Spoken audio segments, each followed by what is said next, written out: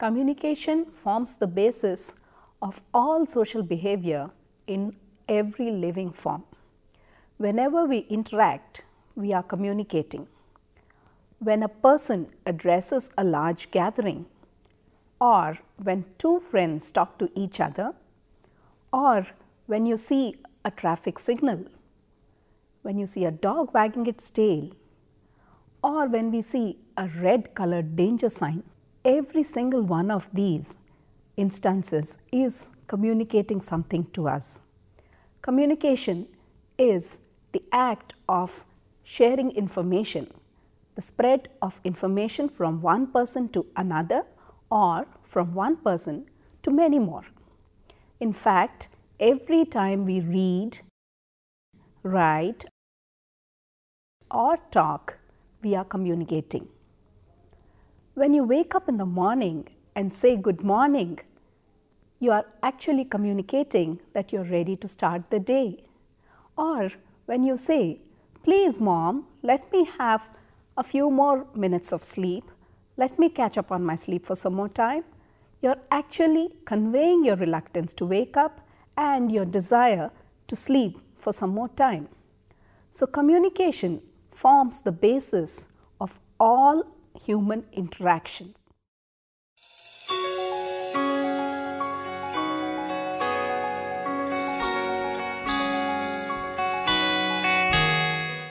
Let us look at the origins of the word communication.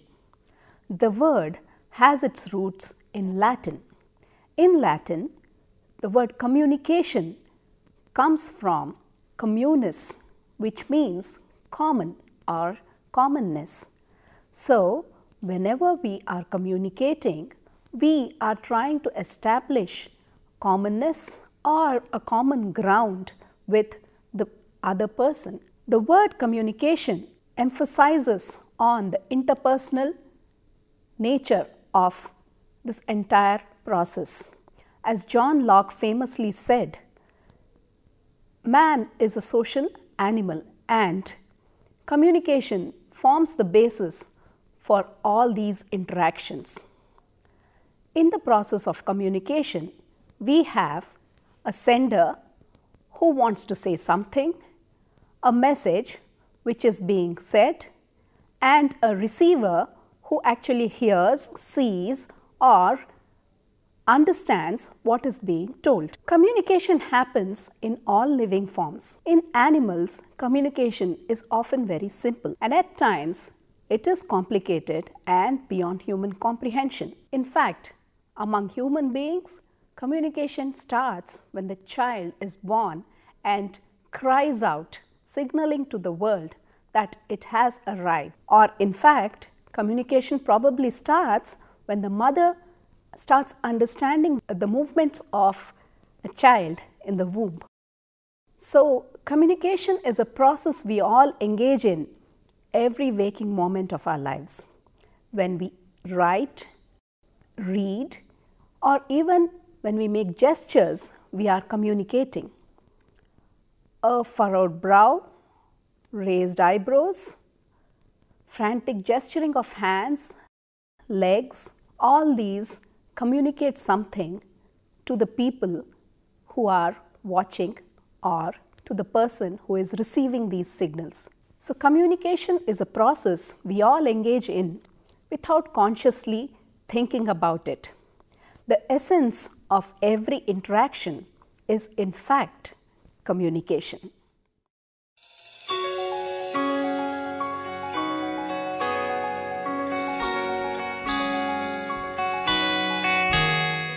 Communication is instinctively understood by all of us. We practice it, we understand it, but when people try to give a single definition and put it into words to define what communication is all about, they actually ran into trouble.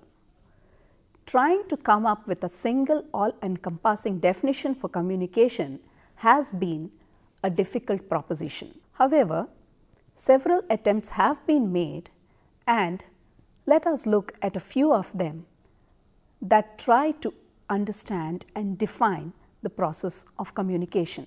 Karl Hovland a well-known psychologist, defined communication in the late 1940s as the process by which an individual, that is the communicator, transmits stimuli to modify the behavior of others, that is the receivers or the listeners.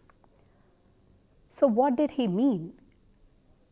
He meant that communication was a process in which 1.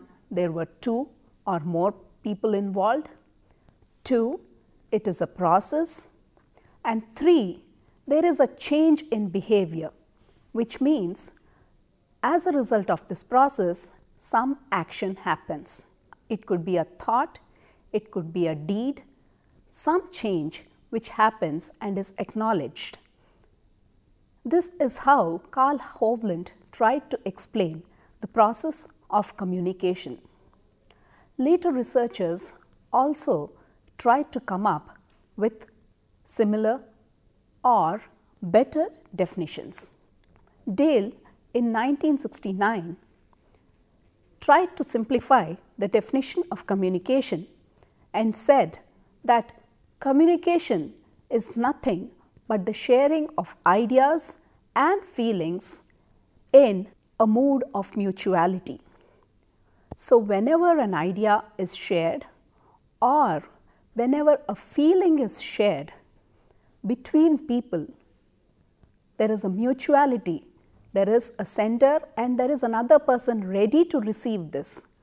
Then a process of communication gets established. Later, in 1984, Rubin came up with a simplified version of what communication is all about. He said, communication is any information related behavior. So, communication is a behavior and this behavior relates to information, gathering information, thinking about it, putting it into words, sending it across to others and responding to what we gather from the people and the environment around us. All these acts would fall under the rubric of the word communication. So, communication is any information related behavior. DeVito in 1986 actually came up with a version that describes the process of communication.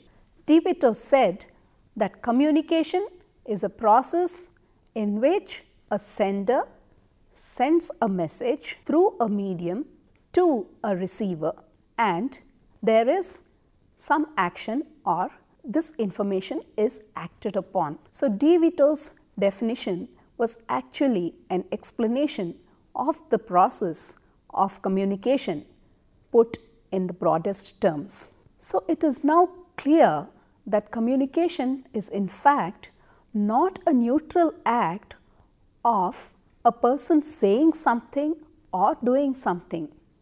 It involves more than one person, it involves a message, there is a medium or a channel through which this message is sent and there is also a feedback or some kind of a response which shows that communication has actually happened. So, the outcome of a communication process could be influenced by a variety of factors. Communication research focuses on each of these aspects, on how a sender sends information, through what medium, what is the message involved, what are the processes that could influence, interfere or disturb this message, how does a receiver receive it, and how is the information sent back to the communicator as to whether the message has been received and acted upon or not. All these aspects are researched upon in communication research.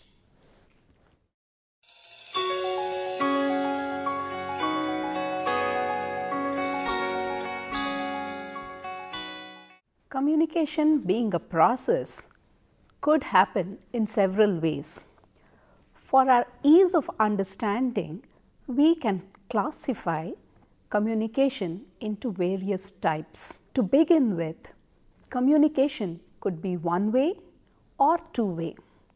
When two friends talk to each other, or when a teacher is taking a class and the student asks questions, or when you find two children fighting with each other. These are all instances where a two-way communication is happening. Communication could also be one-way. When a newspaper is printed or a public speaker addresses a gathering, the communication is essentially one-way. Communication could also be either verbal or non-verbal. Verbal communication includes all those forms where there is use of language, there is use of words and expressions. So, communication could be one-way or two-way. Communication could be verbal or non-verbal. Within the category of verbal communication, we once again have written and oral communication. Written communication includes all those forms where there is some written form or something put in a format where you actually read and understand.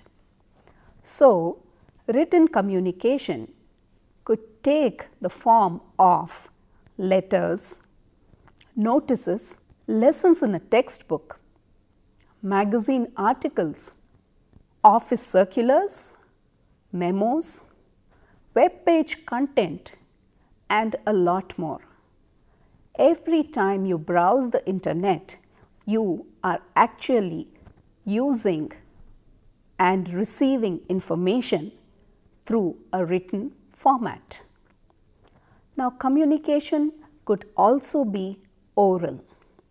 What I am doing right now is in fact oral communication.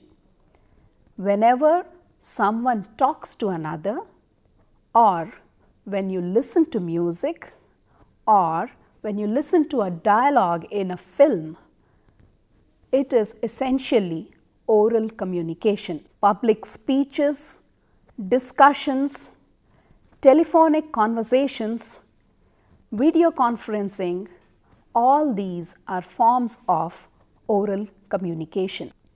Non-verbal communication includes pictures, sights, sounds, smells, and all those tactile stimuli that we receive and understand and interpret as meaning something. When we hear the sound of an ambulance, what is it that we understand? We understand that somebody is hurt and is in a rush to go to the hospital. Or when you smell something good from the kitchen, you know that there is a good meal in the offing. Similarly, a burning smell cautions us that there is a possibility of a breakout of fire. All these are non-verbal cues, non-verbal stimuli which are communicating something to us. Body language is another source of information in the communication process. Gestures communicate something to the receiver, as do our body postures. When two people are talking to each other, it's not just the words, it's the movement of the head, the angle of the body, the shaking of the hands, the expressions, the ramrod stiff, angry look. All these also communicate as much as the words do. So, body language, that is the information which we send to the receiver through our various body postures, also is an important part of non-verbal communication. Body language includes all those postural, gestural and movement-based signals that we use and send out when we are engaging in the process of communication. Obviously, the impact of body language in a communication process is seen or felt, one, when it is a two-way communication, a direct communication between two or more people, or whenever there is a visual format involved, that is, when we can actually see a person communicating, as in a video conferencing or a direct one-to-one or a public speech. These are all instances where the speaker or the sender of the message can be seen. In such instances, body language conveys far more meaning and adds more meaning to the words and creates impact in the receiver.